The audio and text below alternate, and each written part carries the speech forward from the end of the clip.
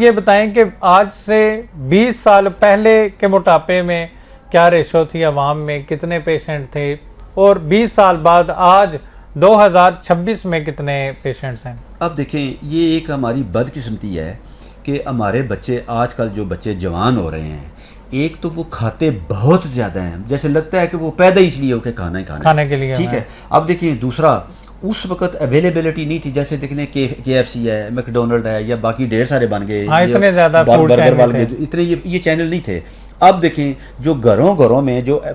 جا کے دینا ہے، آپ دیکھیں آپ نے فون کیا بکنگ کی، وہ آپ کے گھر میں دے گیا، آپ نے گیٹ میں پیسے دیے دے دے، تو اس کا نتیجہ یہ نکلا کہ بچے اب جو گھر سے باہر نہیں نکلتے تھے، جیسے بچیاں اسپیشلی، اب دیکھیں یقین جانے ڈھیر ساری بچیاں ہمارے پاس آتی ہیں، والدین بڑے پریشان ہوتے ہیں کہ ڈاکٹر صاحب یہ بہت موٹی ہے، بہت موٹی ہے، جو بھی رشتہ آتا ہے وہ اس وجہ سے رشتہ ہو نہیں پا رہا کہ بیچاری بہت موٹی ہے۔ اب دیکھیں وہ چاہتی تو نہیں تھی نا موٹا، اب وہ کس لیے تھا؟ بچیاں گھر میں رہتی ہیں کیونکہ باہر نکلنے کا رواج نہیں، ورزش کرنے کا رواج کوئی نہیں، جم میں جانے کا رواج کوئی نہیں، تو نتیجہ کیا نکلا؟ وہ کھاتی جا رہی ہیں، کیونکہ کھاتی تو گھر سے فون کرنا ہے، پیسے دینے کا چیز کھا لی، اور جب بندہ گھر میں ہوتا ہے پھر وہ کھاتا بھی زیادہ ہے۔ اب دیکھو کھا کے جتنی بھی آپ نے زیادہ کھانی ہے، جتنا کھائیں گے وہ ضرورت سے زیادہ جو بھی ہوگا اس کو آپ کی باڈی میں فیٹ کی صورت میں کنورٹ کر کے وہ آپ کے اندر جمع ہوتی جا رہی ہے۔ اب وہ ایک دن کا کام نہیں ہے، آہستہ آہستہ آہستہ کرتے، اب دیکھیں آپ نے دیکھے نا ویڈیو کے اتنے پیٹ ہوتے ہیں، بالکل ایسے ہم تو 2-3 منٹ میں بالکل ساتھ لگا دیتے ہیں، لیکن وہ ایک دن کی گیم تو نہیں تھی، وہ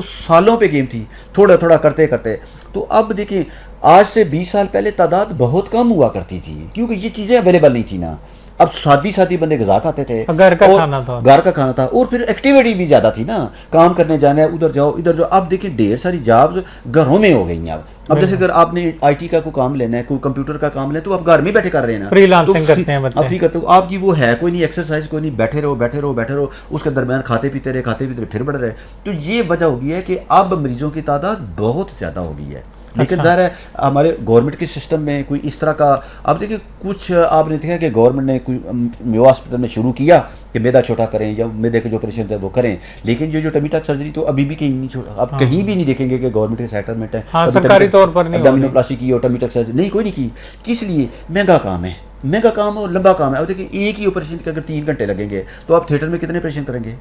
دیکھیں نا 8 سے لے کے 2 بجے تک آپ نے آپریشن کرنے ہیں، تو کتنے کر گے؟ 2 یا 3 کر لیں گے نا، وہ 2-3 ختم کرنے سے یہ موٹاپا کبھی ختم نہیں ہونا۔ اس کے لیے تو ایک کیمپین چاہیے، اچھی خاصی کیمپین چاہیے، پہلے تو لوگوں کو اویئرنیس دی جائے کہ موٹاپا ہوتا کیوں ہے،